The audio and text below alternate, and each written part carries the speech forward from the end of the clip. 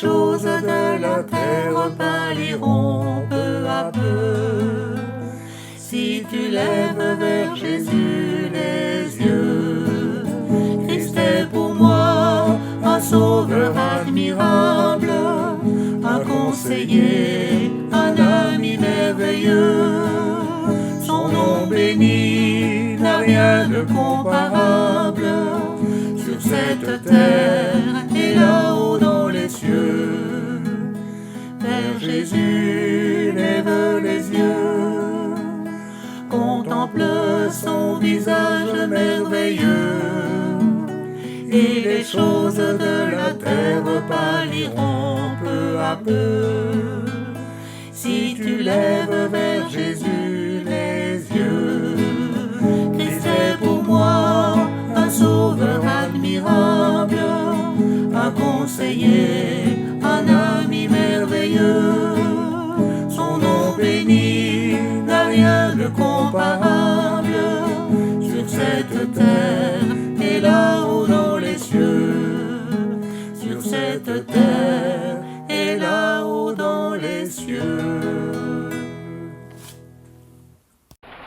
Soyons authentiques. Est-ce de vous une image authentique?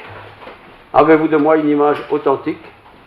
Ou y a-t-il derrière ce que l'on voit de la fausseté, de l'hypocrisie, du mensonge? Soyons authentiques. Dimanche dernier, rappelez-vous, nous avons survolé, c'est le cas de dire, survolé le dynamisme de ce prophète Sophonie. Et nous avons vu comment ce prophète, ce petit prophète, a pu encourager son peuple à faire confiance à Dieu, faire confiance au Dieu. On a envie de le dire pour réussir son travail, sa vie, pour réussir dans son mariage, pour réussir dans sa vieillesse. On a besoin d'être motivé, encouragé. Et dit Sophonie 3, verset 15, pousse des cris de joie, des cris d'allégresse, réjouis-toi et triomphe. Voilà un encouragement à ne pas être découragé. Même si les circonstances peuvent nous sembler décourageantes, nous sommes chrétiens, nous aimons Dieu, Dieu est avec nous tous les jours jusqu'à la fin du monde, et nous pouvons être ainsi motivés de son soutien et de sa présence. Soyons authentiques. Sophonie l'était, nous voulons aussi l'être. Dans la première épître de Jean, Jean était un disciple qui a vécu très proche de Jésus.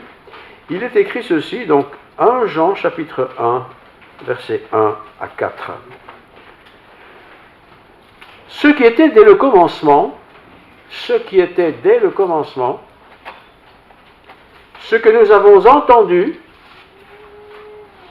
Jean parle de quel commencement? Qu'est-ce qu'il a entendu? Ce que vous avez entendu, ce que nous avons vu de nos yeux, ce que nous avons contemplé et que nos mains ont touché concernant la parole de vie. Et la vie a été manifestée. Et nous l'avons vue et nous lui rendons témoignage. Et nous vous annonçons la vie éternelle qui était auprès du Père et qui a été manifestée. Ce que nous avons vu et entendu, nous vous l'annonçons à vous aussi, afin que vous soyez vous aussi en communion avec nous. Or, notre communion est avec le Père, avec son Fils Jésus-Christ. Et nous écrivons ces choses afin que notre joie soit parfaite. Jean a écrit ce qu'il a écrit pour que nous soyons en communion avec ses disciples qui ont écrit cela, qui eux-mêmes sont en communion avec ce qu'ils ont vu dans le Fils Jésus.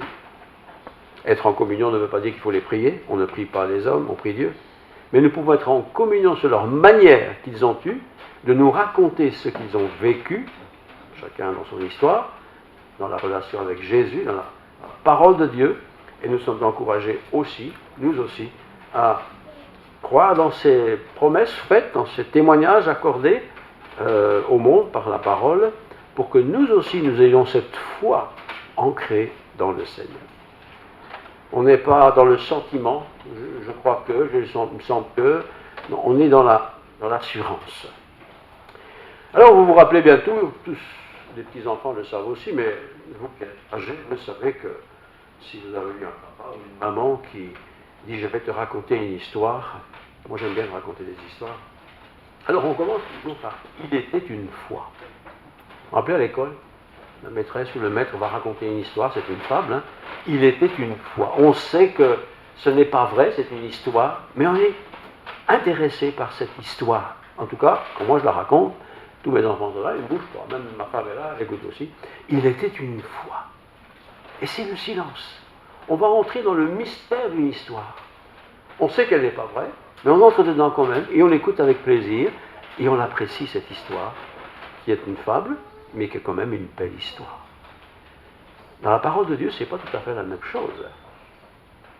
Jean raconte, mais pas sous la formule « il était une fois » à un personnage que nous avons vu, que nous avons contemplé. Non, il entre dans l'affirmation de la réalité matérielle, physique, métaphysique et éternelle de ce Seigneur Jésus.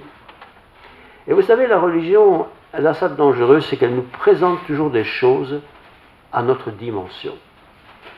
Et on nous présente des personnages qui étaient fameux, qui ont fait des choses extraordinaires dans l'histoire. Et voilà un peu comment il faudrait être. Jean ne parle pas comme ça. Il parle de son Seigneur, qu'il a, il est vrai, connu un peu plus intimement que les autres disciples, parce qu'il était toujours, visiblement, à côté de Jésus, toujours en train de lui poser une question ou l'autre, en recevant la réponse, tandis que les autres bavardaient peut-être des choses plutôt courantes de la vie. Il était une fois. Entrer dans la Bible, ce n'est pas rencontrer une histoire, il y a beaucoup d'histoires, il était une fois. Un Samuel, un Saül, un David, non, ce sont des histoires vraies pour nous amener tout doucement à entrer dans la présence de Dieu. Ou alors, au travers de leur histoire, montrer comment Dieu est intervenu, comment ils ont reçu le Seigneur. Alors tous les enfants savent qu'au début, je vois ça avec mes petits-enfants, quand je dis je vais vous raconter une histoire, ils viennent tous, hein. Les plus grands viennent aussi, mais ils rigolent parfois, t'en rajoutes une couche là. Hein. Il était une fois, les petits y croient. Bien sûr, ils vont grandir et puis ils vont dire c'est une fable, c'est une histoire qui a souvent une leçon morale. La Bible n'est pas comme ça. Ce n'est pas une histoire morale, c'est la parole de Dieu, la parole éternelle de Dieu. Elle nous est révélée. Elle nous est révélée et nous l'avons dans ce qu'on appelle la Bible. Ce n'est pas la Bible qui est révélée, c'est les paroles qui sont écrites dans cette Bible, qui ont été traduites dans nos langues. Dieu soit béni pour les traducteurs. Il était une fois, quand on est petit, on y croit, et puis on n'y croit plus. La parole de Dieu, au contraire, elle, au plus je la médite et l'écoute, au plus ma foi est fortifiée. Elle s'ancre tellement davantage dans l'Écriture, et j'aimerais encore aujourd'hui un peu augmenter votre assurance dans la parole du Seigneur. Jean a vite découvert que vivre avec Jésus, ce n'était pas un bon chef, comme il y a d'autres bons chefs, ce n'était pas un petit clan particulier. Non, il a vite remarqué qu'avec lui, on était bien. La vie est plus que satisfaisante. Elle satisfait pleinement. Et vous faites ça, en tant que chrétien, c'est-à-dire en tant que personne qui croit en Christ et qui accepte que ce que le Christ a fait, c'est pour moi aussi. Êtes-vous épanoui? Êtes-vous heureux? Êtes-vous heureux de relire les histoires concernant les évangiles, par exemple, et de voir comment Jésus a arrangé les choses? Êtes-vous heureux d'entendre ça? Êtes-vous heureux d'entendre des promesses? Est-ce que vous avez foi dans ces promesses? Est-ce que vous avez lu les conditions pour obtenir ces promesses? Jésus se révèle. 3 points. Mais il nous faut aussi un peu d'expérience qui va manifester que cette révélation a bien fonctionné chez moi. Et puis, troisièmement, nous verrons qu'il faut transmettre cette expérience que nous avons vécue avec le Seigneur. Il faut le raconter à d'autres pour qu'ils le racontent aussi à d'autres. D'abord, premier point, cette vie heureuse est révélée. L'apôtre Paul a une belle image pour exprimer ça avec d'autres mots dans son épître aux Romains, au chapitre 1er, versets 19 et 20, il dit, Romains 1, 19, « Car ce qu'on peut connaître de Dieu, c'est personnel, hein, ce qu'on peut connaître de Dieu, est manifeste pour eux. Dieu, il parle ici de gens qui sont incrédules, qui ne veulent pas croire. Pourtant, Dieu s'est manifestement révélé à ces gens qui ne veulent pas croire. Donc, je relis. En ce qu'on peut connaître de Dieu est manifeste pour eux, Dieu le leur ayant fait connaître. En effet, et comment a-t-il fait pour se faire connaître? En effet, les perfections invisibles de Dieu, sa puissance éternelle et sa divinité, si j'arrête là, je ne peux pas le voir, il dit pourtant, Paul, se voient comme à l'œil nu, sans intermédiaire, depuis la création du monde, quand on les considère dans ses ouvrages. Nous sommes des bénis aujourd'hui, au travers des émissions de télévision sur la nature, par exemple, ils nous montrent des choses qu'on ne peut pas voir normalement, des petits détails de la vie des animaux, des insectes, comment ça se passe. Quand je regarde ça, moi j'aime beaucoup, hein, quand je regarde ça, je suis tout le temps ébloui. Pas de l'émission, mais de ce que ça existe. Moi je ne le vois pas, ils sont dans le sol, je ne sais même pas qu'ils sont là, quoi. Mais ils y vont filmer, ils montrent ces détails, je suis impressionné. Et je suis chrétien, bien sûr, vous le savez, j'aime Dieu, je me dis, mais créateur, Dieu, comment tu es extraordinaire! Comment tu fais que cette petite bestiole-là puisse produire telle et telle chose? La création. Nous sommes des privilégiés. À Bruxelles, c'est pas si gai, hein?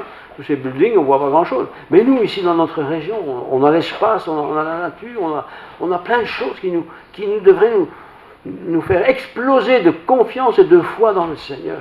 Rien qu'au travers de la nature. Dieu se révèle par la nature. Dieu ne se cache pas.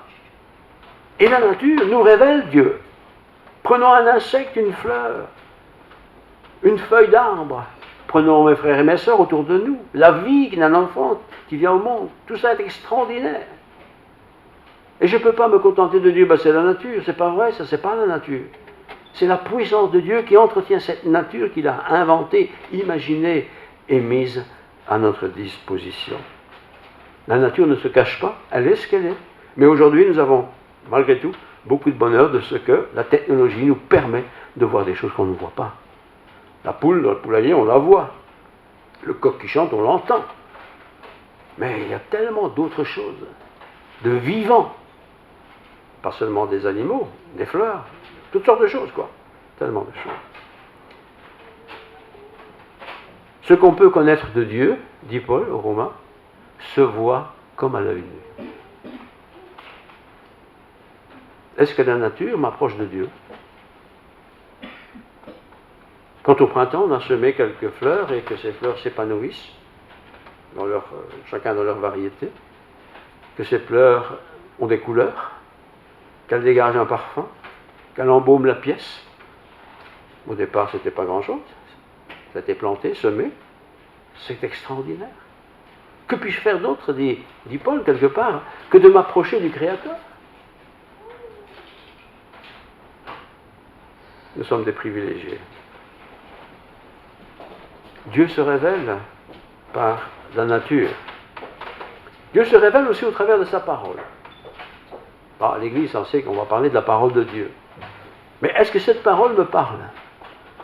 Et si elle me parle, est-ce que j'ai soif d'entendre encore plus de paroles que celles que j'ai déjà entendues? Une fois à la radio, à la télé, le dimanche matin, ou dans une lecture ou l'autre. Est-ce que j'ai soif de boire cette parole de Dieu? J'ai soif de ta parole. Quelle parole? Par la parole du petit enfant qui dit, papy, raconte-nous encore une histoire. Il était une fois. Mais ce n'est pas vrai, ces histoires. Mais raconter les choses de Dieu. Partager les choses de Dieu. Partager avec d'autres ce que Dieu a fait dans ma propre vie. Je ne commets aucune erreur lorsque je m'identifie à Jésus-Christ. Et quand j'essaie de suivre Jésus-Christ, je suis toujours dans le bon. Et je peux partager ce que Christ a fait. Je n'ai pas fait ce que Christ a fait, mais je peux faire des choses que Christ a partagées. Mais ce que je veux partager, c'est l'œuvre du Christ. Jésus est fils de Dieu. Ok, ça je peux comprendre. Mais le Saint-Esprit, c'est aussi Dieu. Ça, je comprends déjà moins bien. Père, Fils et Saint-Esprit, Trinité, 3 personnes différentes, fonctions différentes, et les 3 sont un. C'est difficile de saisir ça. Et pourtant, quand je le comprends, je suis tellement encouragé, tellement fortifié. C'est ce que Jean dit. Et la vie a été manifestée. Et nous l'avons vue. Et nous lui rendons témoignage. Et nous vous annonçons la vie éternelle. Il a vu Jésus, il a touché Jésus, il a parlé avec Jésus, il a écouté les paroles de Jésus, il a fait des miracles, tout ça, il raconte. Et tout cela, ça contribue à ce que je trouve et reçoive la vie éternelle. Être religieux, ça n'aidera pas beaucoup. Aller à l'église pour aller à l'église, ça n'aidera pas beaucoup non plus, parce qu'on va rentrer dans le rite d'une communauté. Ce qu'il nous faut, c'est la rencontre avec le Seigneur Jésus, qui me donnera son Esprit Saint et qui me donnera de comprendre sa parole. Donc, et nous vous annonçons la vie éternelle qui était auprès du Père. Cette vie éternelle était auprès du Père. Et je vous invite, dit Jean, à l'accepter, à la recevoir. Et je vous dis comment? Je vous dis que c'est par Jésus. Il connaît bien Jésus, il était un intime de Jésus. Il a certainement reçu toute une flopée de réponses à ses questionnements lorsque les autres buvaient le café ou mangeaient leurs tartines. Lui, il était tout près de Jésus. Couché sur son sein, dit le texte. Très près, très proche. Et au plus on est proche de Dieu, au plus ces paroles de l'Écriture me parlent, me touchent, me fortifient, m'encouragent, m'éclairent aussi. M'éclairent aussi. Si je suis loin, ben, je suis loin. Je ne serai pas très éclairé, quoi.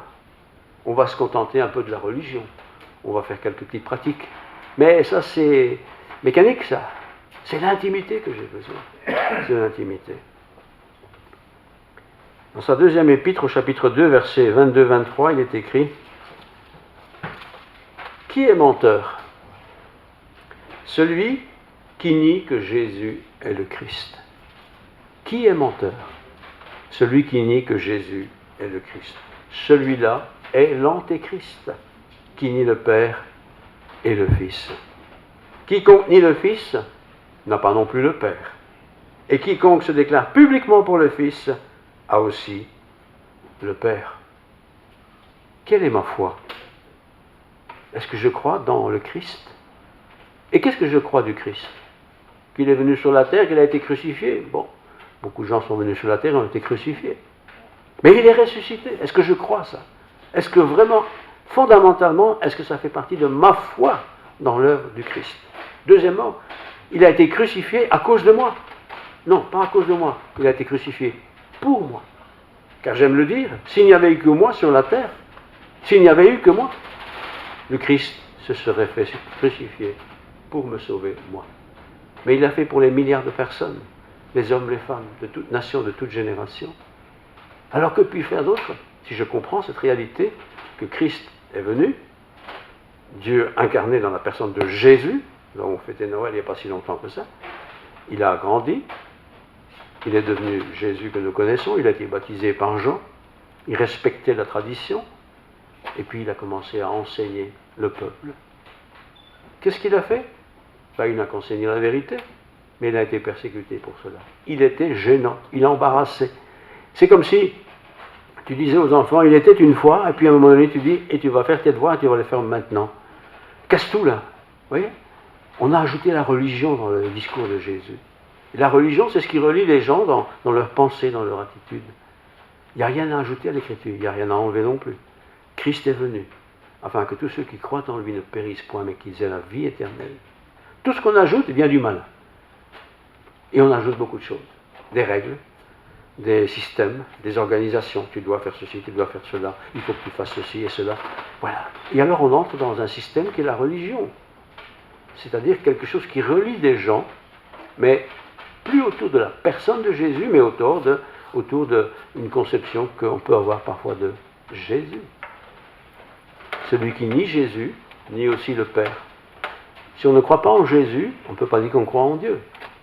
Et même si tu crois en Dieu, ça ne marche pas. Tu ne seras pas un racheté. Quiconque nie le Christ est l'antéchrist.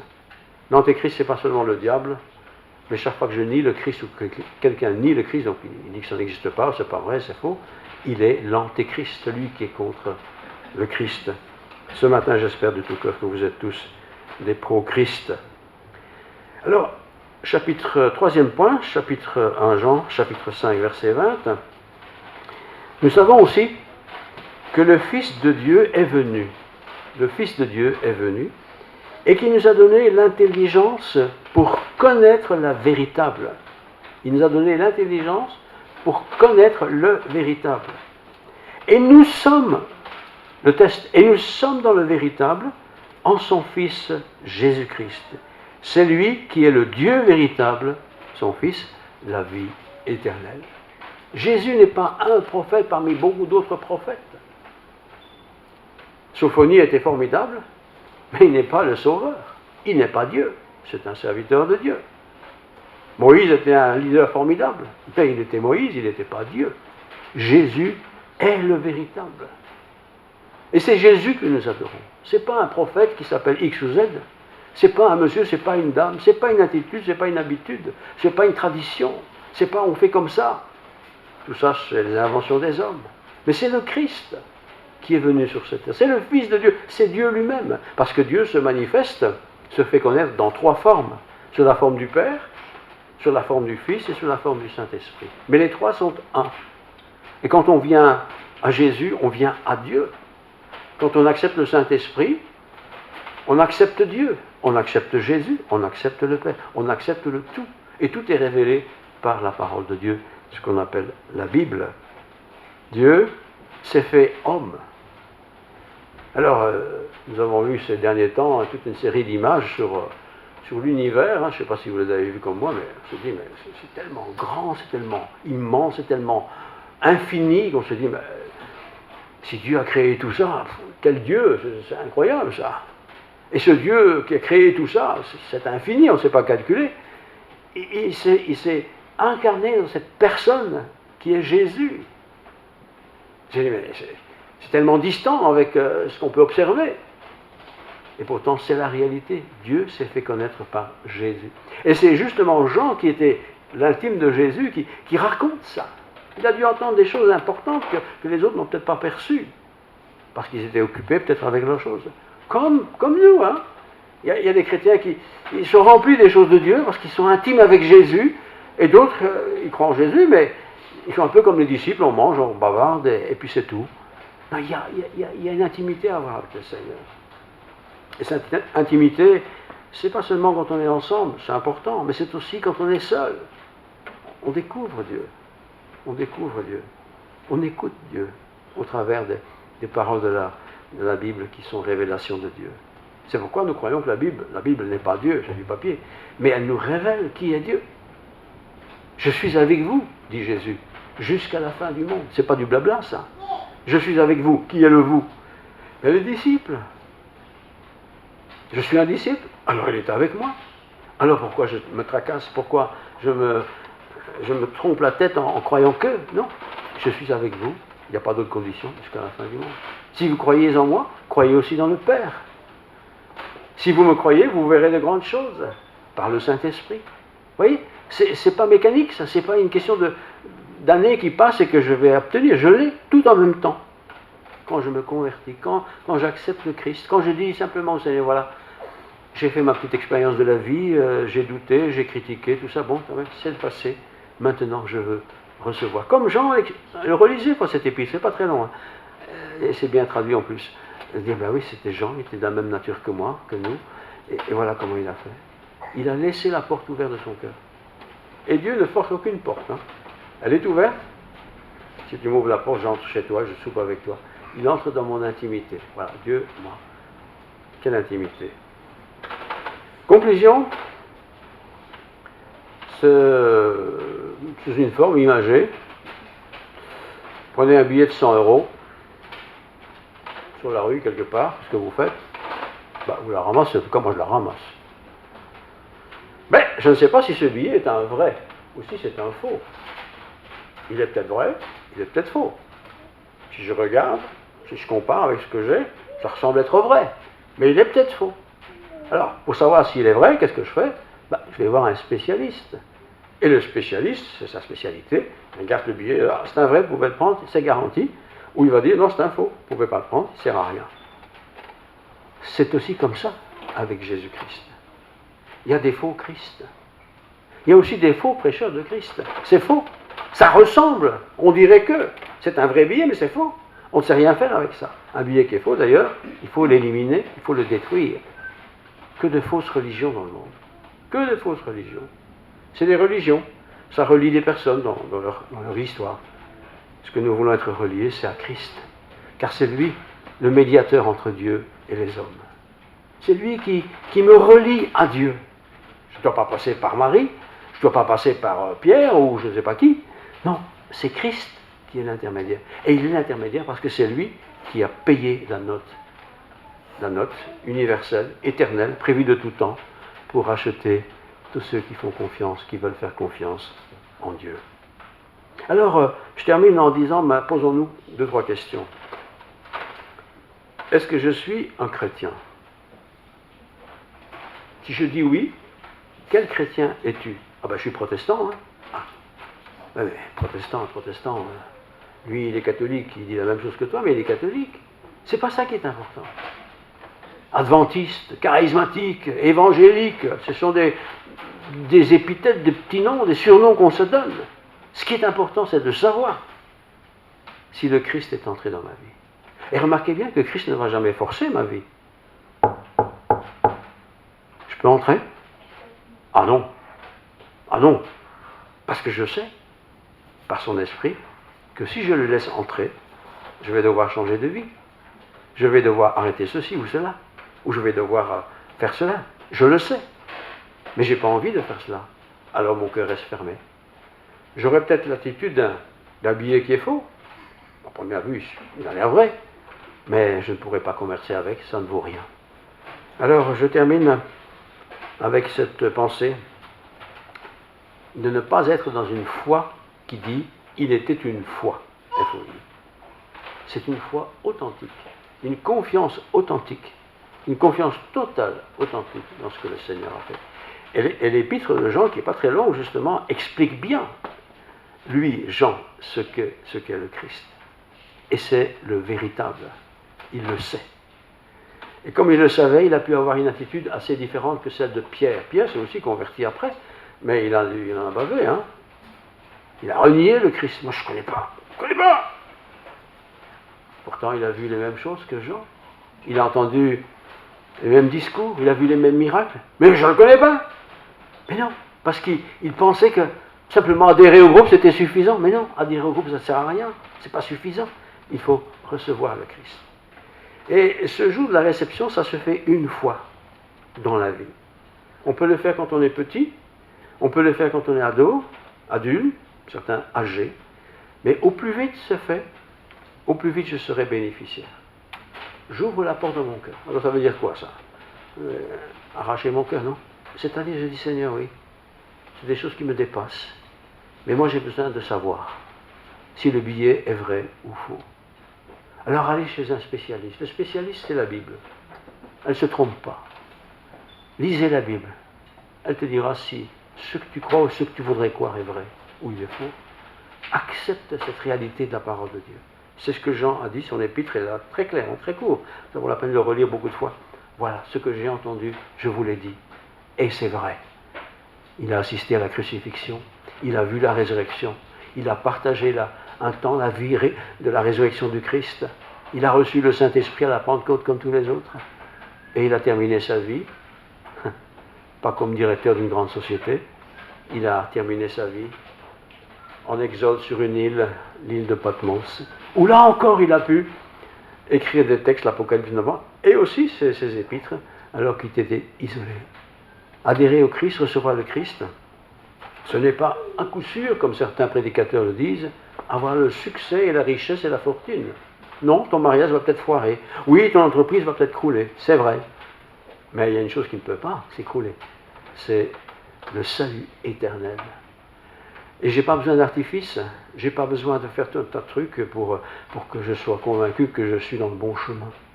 Quand j'ai l'Esprit de Dieu en moi, Je suis convaincu par l'Esprit. C'est pas moi qui fais un effort, hein. C'est l'Esprit qui est en moi qui me dit oui, toi tu es mon enfant.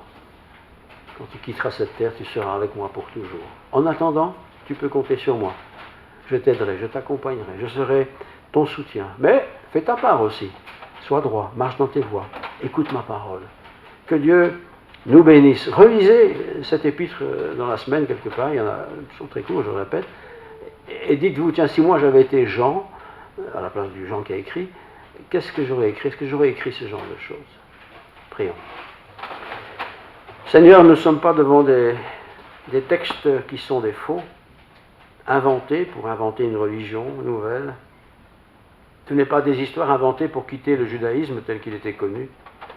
Ce ne sont pas des textes pour nous éloigner de notre tradition cultuelle. Ce sont des textes authentiques, vrais, de ce que tu as fait. Tu t'es révélé, Seigneur. Jean le dit, tu t'es révélé, tu t'es fait connaître. Nous le connaissons par la parole aujourd'hui. Cette parole est un privilège pour nous.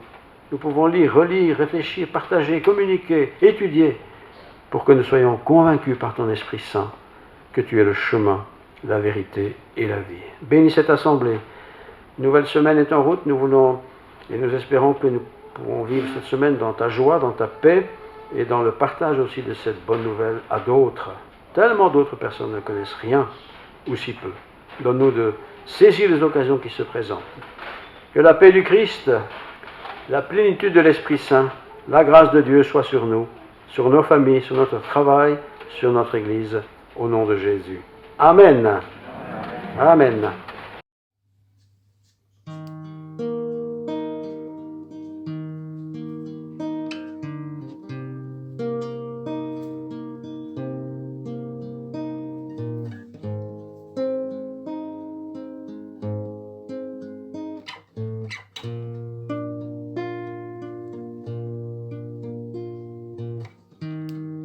Si je me tais, oh, j'apprendrai à écouter la voix du bon berger quand je l'entends. Oui, je comprends qu'il a payé pour ma liberté. Quand je t'ouvre mon cœur, je te vois, Seigneur. Quand je t'ouvre mon cœur, je t'entends me parler, et ta loi dans mon cœur toujours demeure, et ta vie à chaque heure coule comme un torrent.